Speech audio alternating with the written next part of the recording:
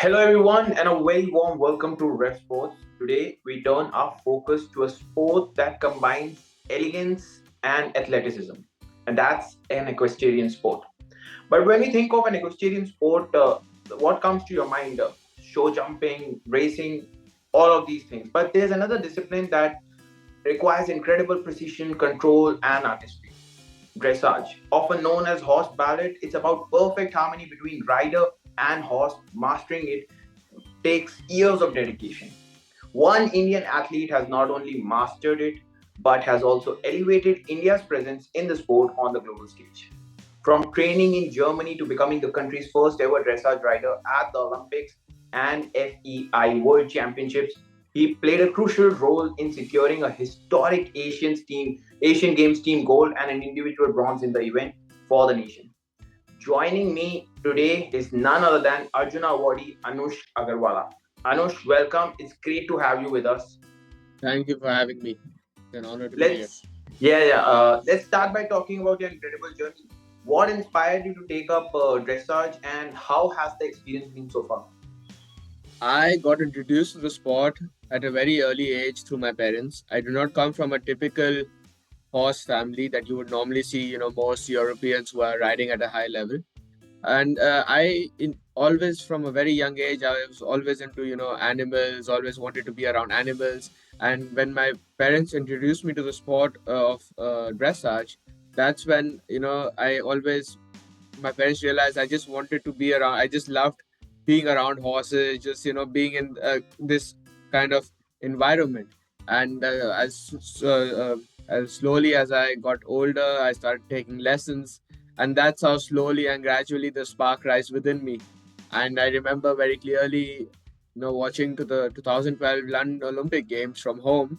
I really loved seeing dressage at such a high level, and that's when I realized that okay, what I am doing here, it's not nowhere close to that, but that looks so beautiful. That's when really, as a young 12-year-old kid, that really rises spark within me, and that's how kind of that pushed me as well subconsciously in that moment to kind of take up the sport at a higher level.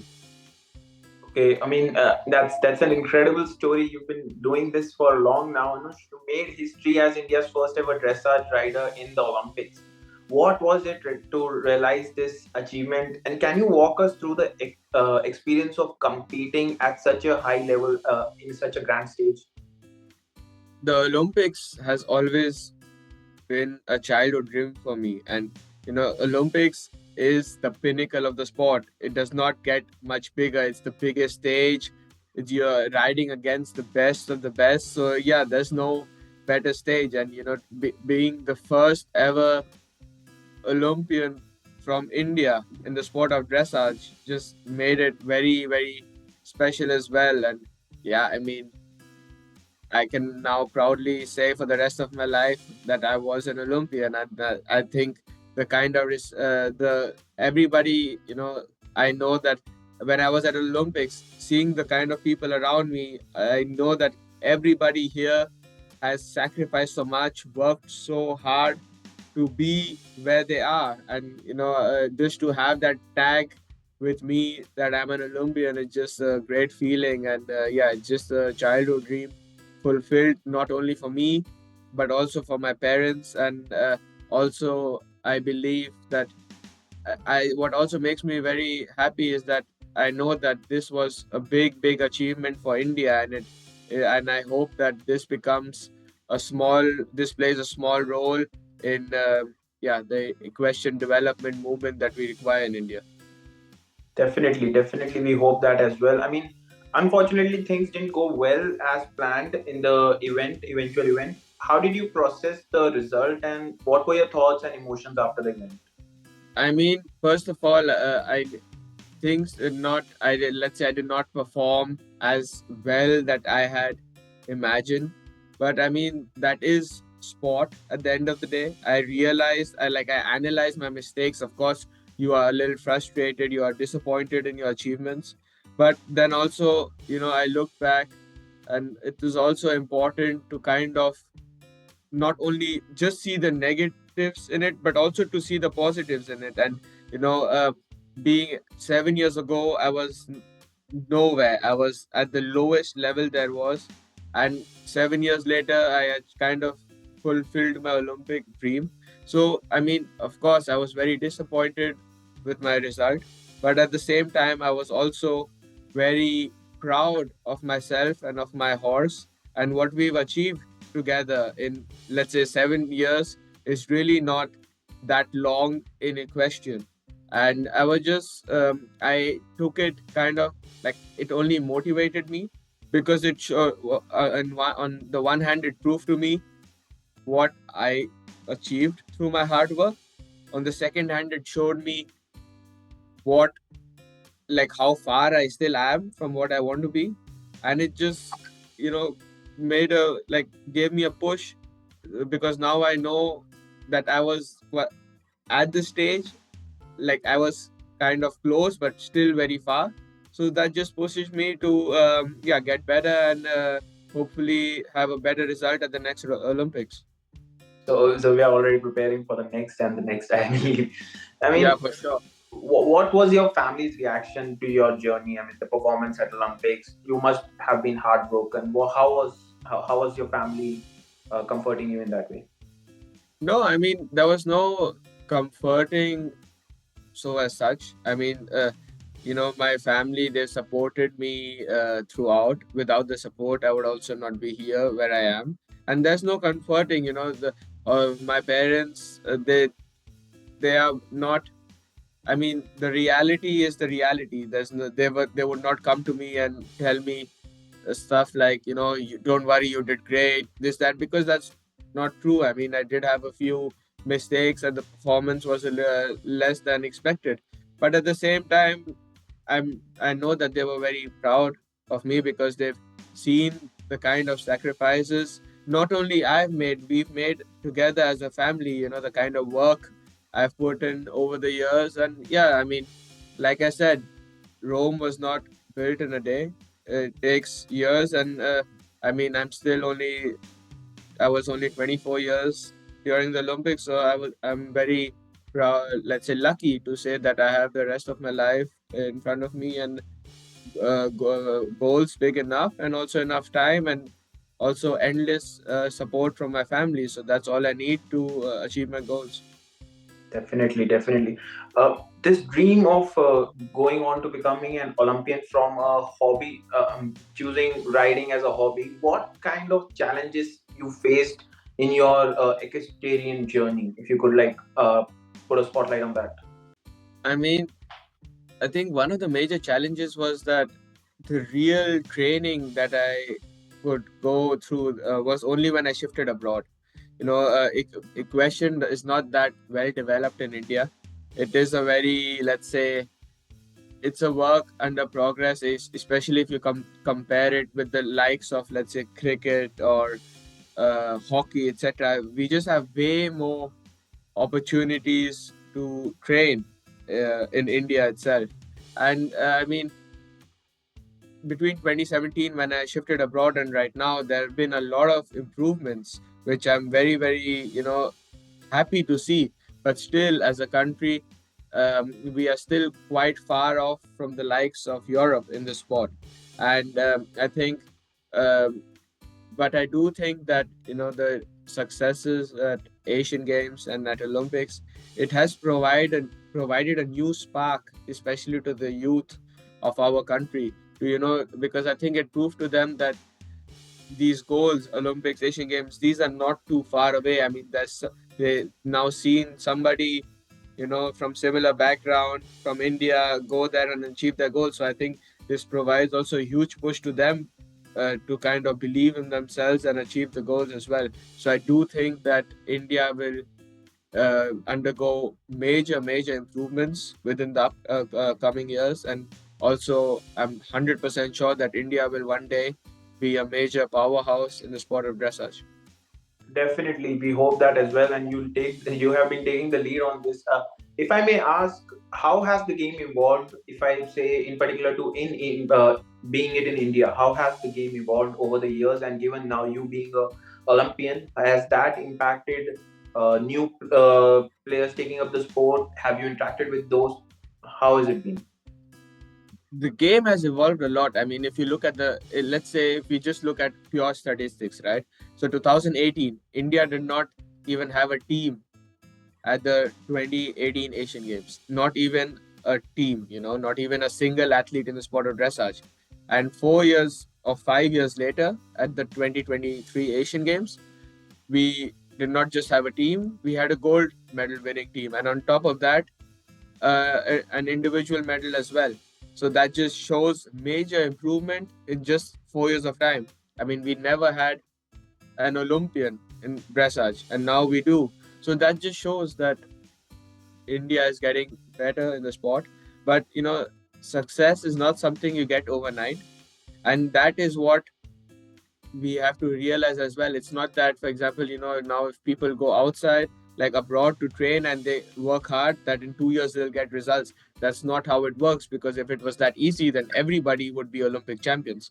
I mean, it takes years and years of hard work. I mean, hard work is important, talent is important, but what is equally important is consistency and patience. And I think once we combine these four factors, I think the sky is the limit. Definitely, sky is the limit. But can you also highlight how how big of a difference is there in terms of infrastructure in India, and now you have been training in Germany? What kind of differences can you? I think the biggest difference is that India does not have a proper quarantine procedure for the import and export of horses. That is the biggest, let's say, problem that India faces, because a lot of the Indians who were training in India for the 2022 Asian Games, in the end, they had to shift abroad on a very short notice, get new horses, new trainers, etc., because they were told on a short notice, yeah, the horses they were training on for the past few years, because they are in India, they are not eligible to enter China, because the quarantine procedures are so, like, the quarantine protocols are not enough. And it's, for example, now coming from India to Germany, the quarantine procedure, I think it's very, very difficult to get a horse out of India. And until that is not allowed, I mean, it will never, India will never ever be a major powerhouse, at least for the Indians who are training in India. I mean, everybody will have to move abroad, and that is not easy for everybody, especially if you look at the finances as well. I mean, it takes a lot of financial support to move out abroad, and it's just not possible for everybody. Everyone has their own responsibilities. Some people are lucky who can do it, and but the most, they cannot do it. So until that is, let's say, until we have a solution for that, India will unfortunately lack in the sport. Oh, okay. I mean, talking about finances, equestrian is an expensive sport, and given that dressage being a niche within it, that's much more expensive. So, how did you manage, if you could elaborate on that, to sustain your funds and journey in this sport? I mean, I am very lucky that I have been supported by my family. Like I already mentioned before, I would not have been here without the support of my family. They supported my dreams from a very early age and always continued to believe in me. And yeah, I'm eternally grateful for the support. Um, I'm also very grateful to the government of India. The top scheme, through their various schemes, especially the top scheme, they also provided, let's say, a lot of financial support last year, which helped me achieve my goals as well. So till now, it's been, I mean, partly funded. I mean, partly funded from your family, and then there have been schemes from the It, government it's as well. it's been mostly funded by my family, And then there and have been schemes of from the government. exactly. So, have these schemes or the contribution from the government only begun after Asian Games or Olympics, or was it before as well for equestrian? I mean, we did get, like, for example, when we travel to Asian Games, the expenses in connection to the Asian Games, let's say the transport of horses, etc., were taken care of by the government of India. But I got into the top scheme only after the Asian Games. Oh, okay, okay. Coming to your, but since horse is the crucial part, integral part of this sport. Equestrian requires an exceptional amount of coordination between you, the rider, and your horse. So, can you tell us about your bond with Sir Carmelo, if I'm pronouncing it correctly? Yes, I mean, the horse is the most important athlete out of us two, and nothing is possible without the horse. I mean, people, let's say, consider equestrian as an individual sport, but at the end of the day, it is very much of a team sport because you have to be a team with your horse. You have to be in complete sync with your horse. Otherwise, nothing is possible. And the horse, it is also, I think, very important to respect the fact that it is a horse and it is a living thing. It's not a machine. It's not a cricket bat. It's not a tennis racket where which you just you do your thing and it will do its thing. Uh, and that's I think what also makes this sport very special. I mean, people get into the sport not like any question. I'm 100% sure if you ask them why did you get into sport, the first reason will not be because they want to go to the Olympics. The first reason is just because from when they were a child they loved the pure bond with the horse, the pure love that you have with your horse, the pure connection that you have with your horse. And I just feel that this should not be lost in the process. I mean, you might, even if you have, let's say, dreams of glories at Olympic Games, etc., this should not be lost at all. And yeah, So, this bond is very crucial in this sport. So, how did you cultivate that bond with your horse? forming a bond with the horse is exactly like forming bond with a person. It takes a lot of time, and it's what is a bond? A bond is basically an agreement of trust between two living things. And trust is not cannot be bought, cannot be forced, cannot be the process cannot be made faster. It takes time. With some horses it takes longer, some horses it takes a little lesser. But for example, with Caramello, it took a long time for him to genuinely trust me. And yeah, I mean, the basic there's no, let's say, there's no recipe to form a bond. You spend time, the horse has to trust you blindly and you have to trust the horse blindly as well. You spend time. I personally, with my horses, especially when we are a new partnership, I do everything regarding to the horses on my own. Does not matter if we are a new partnership already competing since 10 years. I mean, everything with the horse is managed by me. And doing this over many years, I know exactly what my horse wants, needs, feels like in that moment. And I think that's what makes a difference at a very high level. Okay, just to understand it better, you have your bond with your horse. Have you ever, worked up with any other horse, or has Sir Caramello only been the one? No, I have a string of horses. I mean, I went to the Asian Games on another horse. Athro was his name, or is his name. Sir Caramello is another horse. I have a string of horses, of course, on which we train. And every horse is special in its own way, and you have a bond, different bond with every horse. Okay, okay. With the 2026 Commonwealth Games in Glasgow and 2026 Asian Games in Japan coming up, and then there's the 2028 Olympics as well. How have your preparations been till now, and how are you doing in that? Uh, First of all, 2026 Commonwealth Games, it's not a concern for me because I mean, equestrian is not a part of the sports played there anyway. The major goals for me next year, we have the Asian Games next year, like you mentioned, and we have the World Championships, which will be 1 month before the Asian Games next year as well, and then of course the 2028 Olympic Games. And I mean, there's no, let's say, there's no special thing. I mean, it's doing what, just working hard. Work hard every day, l- keep learning, keep growing, keep getting better. I mean, there's no, It's not like I mean, I know that what is possible. I believe in, my horses, my coaches, and yeah, just training hard. I mean, every time you compete, you learn new things every day in training. You learn new things. So I just believe that, and this is something I've always believed in. If you genuinely give your 100% every day, results will come.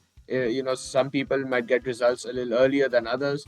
Some might be a little more unlucky in that aspect, but results will come if you give your 100%, and that's what I'm focusing on. Definitely. I mean, Anush, leading up to the Asian Games, which tournaments are you currently focusing on? What's next for you from this year on, leading up to that major event? So I first currently I'm focusing on a few smaller shows because I have a few newer horses who I've not been a partner with for so long. So first we are just focusing, let's say, on a few national shows where I mean, just to kind of, not stress the horse too much or both of ourselves, just to kind of gain trust in each other. And then from April onwards, we will be participating at the big international shows as well. And then the major goal is it's not just to participate, it's to get better. And, to get better, you need to practice at home. That's when you get better. I mean, at the shows, you get more experience, which is also very important. But, in the horse world, if you really want to improve, you have to give it time. 1 week is not enough time. So we will take it from there. We will see, it- it's like also one thing I've realized is that nothing goes as planned. So we do have a plan in mind. I want to start in Hagen in April. That's a very big international show, and then probably Munich, and then see from how it goes. But it also depends. I mean, I will not stress my horses because it's the main goal is to peak at the World Championships and at the Asian Games next year. That's where we have to bring our A game, and that's what we are focusing on. Yes, yes. Last question, Anush, before you leave us. What advice would you give to young riders in India who are taking up the sport? My advice to young riders would just be, success is not something that comes overnight, and if you believe in yourself, if you work hard, if you know give your 100% every day, nothing is impossible, and results will come. Don't and don't worry about the results. Focus on yourself.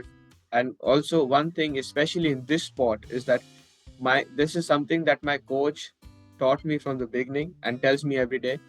If something does not work out, don't put the blame on others. Don't put the blame on the horse. Think, what you could have done better.